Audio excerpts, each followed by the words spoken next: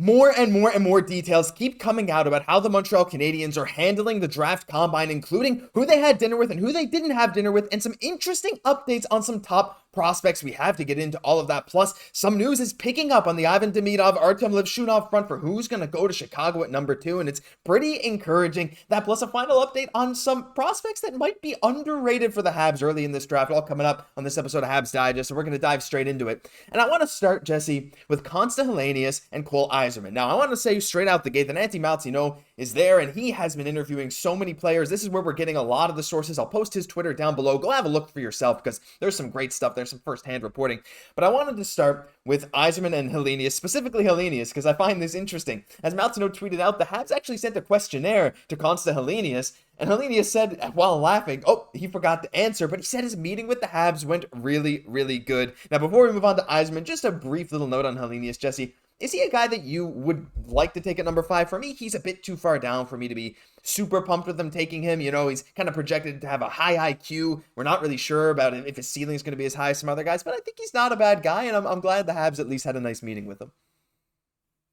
I would have liked him if he would have filled out the questionnaire. He's cut. You know, we know we're cut throughout this year. No, if we didn't have a player like Nick Suzuki already, who really plays that 200-foot, NHL sort of game, right? Those are the kind of vibes that I get from Helenius, right? If we didn't have a player like that, for sure, that's a player that interests me. We see that on a lot of lists of actual impact in the NHL, he's very high up there, right? Because again, a player that is effective on both sides of the ice does what?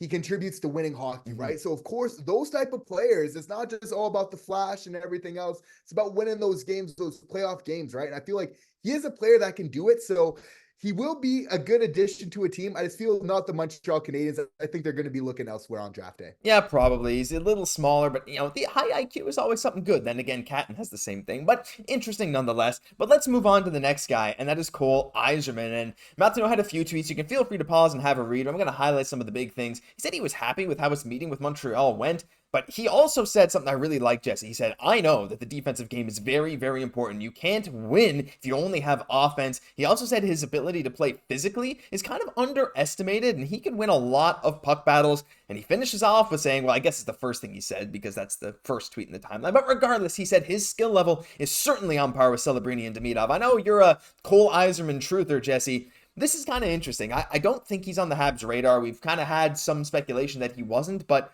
this is kind of exactly what you want to hear from him, right? And I'm starting to wonder if he's going to start shooting up draft boards if teams feel like he is genuine about those, what he believes his skill level to be, but also his ability to play physically and also his ability to improve his defensive game. Yeah, it's nice to see him speaking his truth, right? And kind of taking exception to the fact that people are saying that he's not playing that defensive physical game as much. You kind of want to see that from a prospect, obviously, for me, the reason why he's an interesting player is because I believe after a Demidov and after a Lindstrom, this is going to be, let's say those two players are taken, that's going to be the most skilled guy offensively available for the Montreal Canadiens.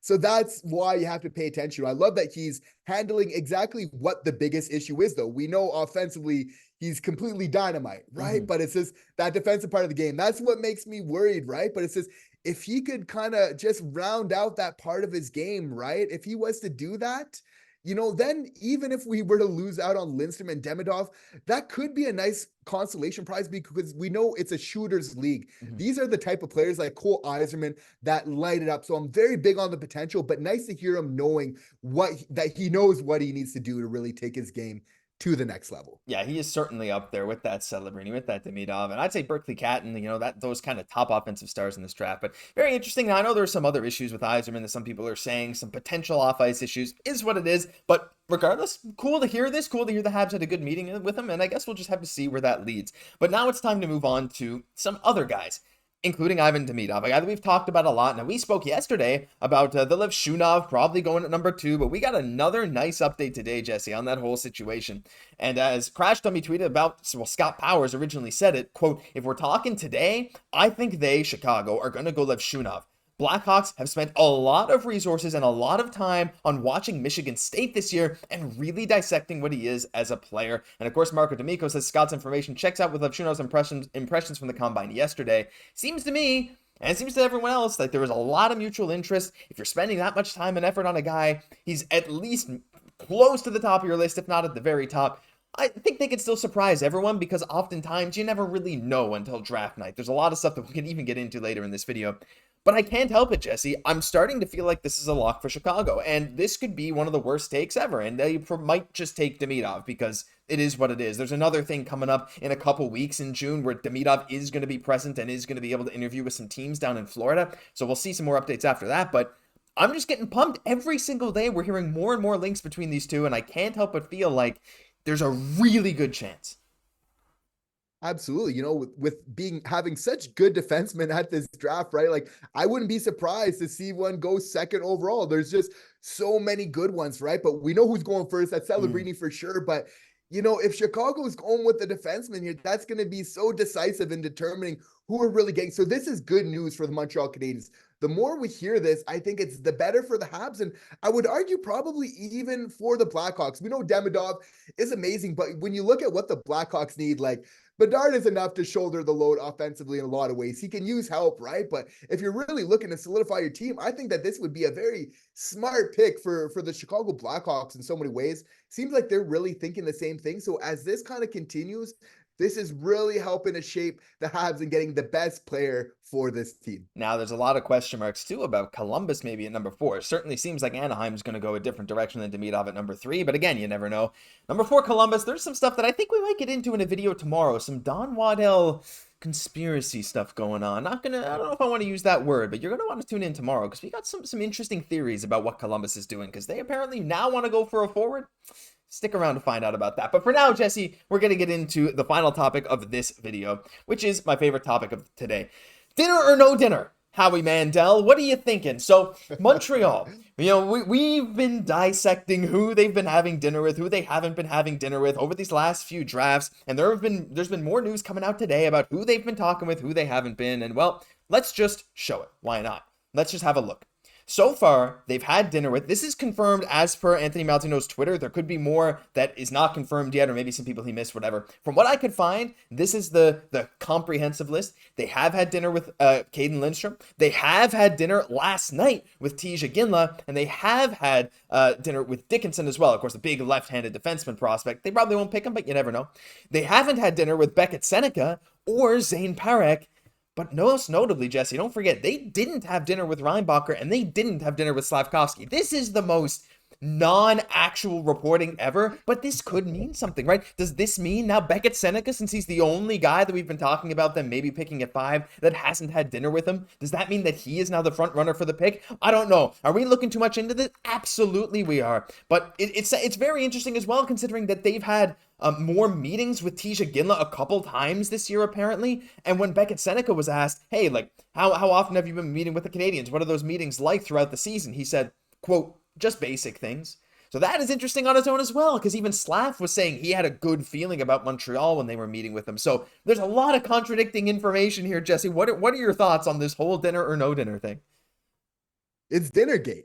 And it's interesting to read in, like, why are they choosing to have dinner with some players and others not? The right, you have to feel like there's a little bit of rhyme and reason. It's a good opportunity to meet the player, right? And obviously, like, with the players you are having dinner with, it is an important thing. It's an opportunity to really talk. There's some serious conversations. We're hearing one word come up a lot during these processes, these dinners. Well, the dinners are a little bit more relaxed, but the interviews are being super intense. Yes. Basically, every player that's coming out of this is really saying that, right? But, you know, for Cayden Lindstrom, he is one of those players, I think, very importantly did have dinner with the Montreal Canadiens.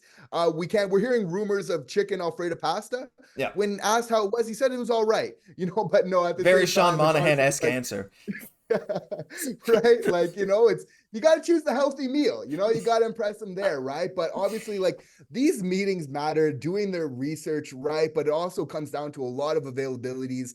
You know, obviously Demidov isn't there right now, but they're going to get that opportunity. We know the Habs are putting more research, more time than ever into their drafting, into the analytics. There's just so many different things that are really coming together in this to really make it happen. So we're definitely going to need to monitor it forward. But I'm very happy that they met with Cayden Lindstrom, because for me, it's like, this is a player that I think, like, the words size and skill kind of describe his game so well. And we know, like, Kent Hughes has given us clues of to who they want to pick. They say they want to play a more physical style. I think that Cayden Lindstrom is the most likely, and a lot of ways you could argue, like, would Cayden Lindstrom even have a better net effect on the Montreal Canadiens than a Demidov? I mean, you can argue that. Like, if you're the Habs management, you're seeing what Slaf did. He's the prototype. Like, you see how well that went, and you're like, well, we could probably use more of that in our lineup. If we're watching the playoffs, we're seeing what's successful. This is what works, right? So this isn't lost on the Habs, and I wouldn't be surprised if they tried to recreate something similar to that. I think that's a really interesting take. And actually, we heard some stuff from Ian Gallagher, Brendan Gallagher's dad, who runs a training facility in BC. We'll talk, I think, a bit more in depth about that in maybe another video, not today. But anyway, he had some amazing things to say about Cayden Lindstrom. Cayden himself said, he's like, I'm working out 5, 6, 7 days a week with high intensity on and off the ice. He's like, I feel fine. And he said the interview was intense, but the dinner was super relaxed. So who knows what he ordered? We heard Cole Caufield say, I think last year, remember, now this was under different management, but he ordered a big ice cream sundae and crushed it at the end of his dinner. Now, I don't know if those traditions have handed over from old management to new. Probably not. Back then was with the bicep boys. This year, I'm sure you guys saw that video of Kent Hughes asking Jeff Gorton to be his official best friend by giving him a birthday card. This is a different management style, so we'll see what it all culminates to. But what do you guys think about dinner or no dinner? Leave your thoughts down below. We'd love to hear from you. That'll do it for this episode of Habs Digest. If you enjoyed, leave a like, comment, subscribe to the channel for daily Montreal Canadiens news. I'm Josh Gosse, my co-host Jesse Poirier. We'll catch you in the next one.